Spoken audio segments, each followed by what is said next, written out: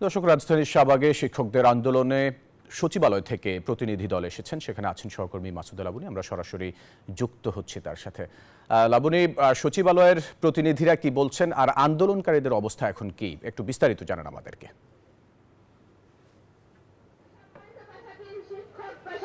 শিক্ষকরা লাঞ্ছিত হচ্ছে, বঞ্চিত হচ্ছে, অবহেলিত হচ্ছে।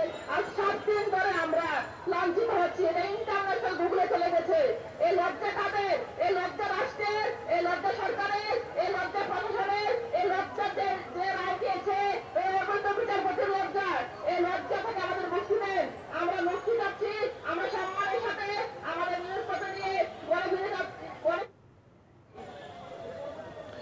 লাবনী, আপনি শুনতে পাচ্ছেন? সচিবালয়ে গিয়েছিলেন, তারা এসেছেন এবং যে প্রতিনিধি দল এসেছেন তারা কথা বলছেন এবং এখানে তারা যেটি বলছেন যে সচিবালয়ে যে কর্মকর্তা যারা ছিলেন তারা তাদেরকে আশ্বস্ত করেছেন যে এই সহকারী শিক্ষক যারা আছেন 6,500-এর বেশি এবং তারা নিয়োগপত্র পেয়েছিলেন, তাদের নিয়োগটি অব্যাহত থাকবে এরকম একটি আশ্বস্ত করা হয়েছে। কিন্তু এখানে যারা আছেন তারা বলছেন যে তারা আশ্বাসে বিশ্বাস করতে চান না। তারা তাদের যে দাবিটি সেই দাবিটি মানা হচ্ছে সরকারের পক্ষ থেকে, এরকম স্পষ্ট একটি বার্তা না পাওয়া পর্যন্ত তাদের অবস্থান কর্মসূচি থাকবে বলেই তারা জানিয়েছেন। পাশাপাশি এখানে যারা আন্দোলন করছেন এই আন্দোলনকারী ছাড়াও তাদের যেহেতু 6,500 শিক্ষক, চাকরি প্রত্যাশী শিক্ষক আছেন, সেক্ষেত্রে তাদের সাথে কথা বলবেন।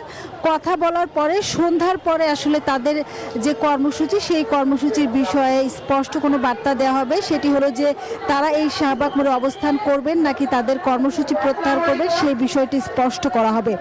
অর্থাৎ কালকে যে 1:30টার সময় শাহবাগ অবরোধ করে অবস্থান নেন এই যে চাকরি প্রত্যাশী শিক্ষক যারা, এবং আসলে তারা নিয়োগপত্র পেয়েছিলেন, শুধুমাত্র যোগদানের বাকি ছিল, সেহেতু আসলে পরবর্তীতে তাদের নিয়োগটি অর্থাৎ সেই পরীক্ষাটি বাতিল করে দেওয়া হয় এবং শাহবাগ মোড়ে কালকে 1:30টার দিকে তারা যে অবস্থান নেন, পরবর্তীতে পুলিশের জলকামান টিয়ার গ্যাস নিক্ষেপের পরেও কিন্তু একটি অংশ শাহবাগ মোড়ের এক পাশে অবস্থান করেছিল, পরে লাঠি পিটা করে পুলিশ সেখান থেকে সরিয়ে দেয়। পরবর্তীতে এই যে জাদুঘরের সামনে এই এক পাশে তারা অবস্থান করছেন। পাশাপাশি নিবন্ধনের দাবিতে কিন্তু আরেকটি অংশে শিক্ষকদের কর্মসূচি চলছে এবং তারাও অবস্থান করছেন।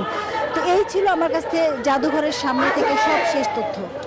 লাবনী, আপনাকে ধন্যবাদ আমাদের সাথে যুক্ত হবার জন্য।